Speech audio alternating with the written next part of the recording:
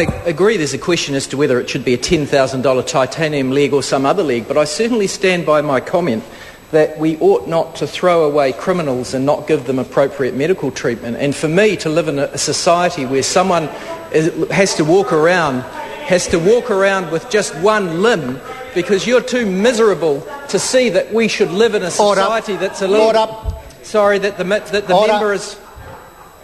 Now, I've just spent some time with the previous speaker mentioning the word you. So the member knows, Order. The member knows quite clearly that he cannot bring the chair into it, and I will be on my feet each time that it happens. Honourable David Parker. And so you should be, sir. Sir, I apologise for that reference. The point that I was making was that already the courts have the ability to say that someone should not get their ACC entitlements. It is wrong to say that just because someone has been imprisoned, they should get none of their entitlements. We are on record as saying that Graham Burton should not get any compensation relating to income or disability, but I do still stand by the comment that he should be entitled to a prosthetic leg, as anyone else should be in this society. It goes too far if you are to treat criminals so harshly that they do not get that form of medical treatment.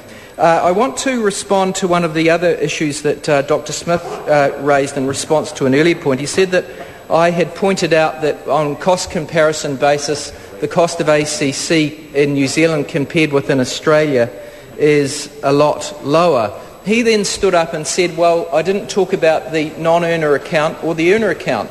Well, it's quite true, I didn't, because we weren't presented with any information at Select Committee as to the cost comparisons.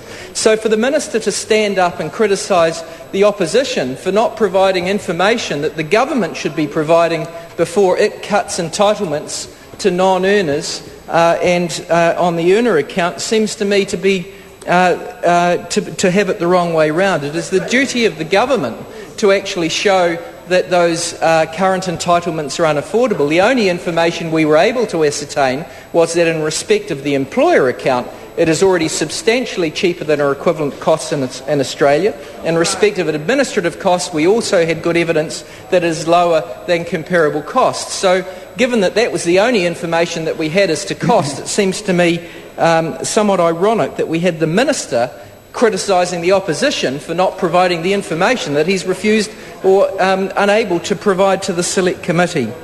I would like to also make a reference to to some of the statements that have been made about risk assessment and risk-weighted premiums for employers, or experience rating as it's called.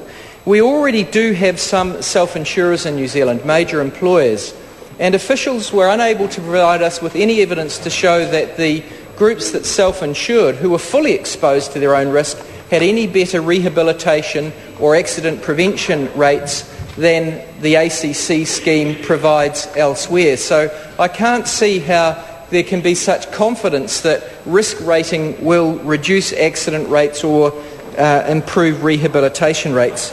We were told that the research overseas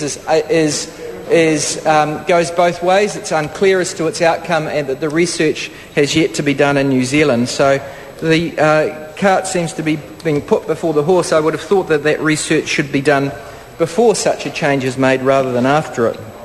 Lastly, I want to refer to the proposals to, or the effect of the ability of ACC to ignore pre-accident earnings when deciding whether someone is properly rehabilitated. This doesn't just go to the earnings-related compensation, which stops after a period, but also to ongoing medical treatment that could improve their rehabilitation and therefore their chance of getting back to closer to their pre-accident earnings. If anyone on the other side thinks that a private insurer, if private insurers are re-entering into this market, if they don't think that a private insurer will take advantage of that, won't take advantage of that particular provision, I suggest it's rather naive.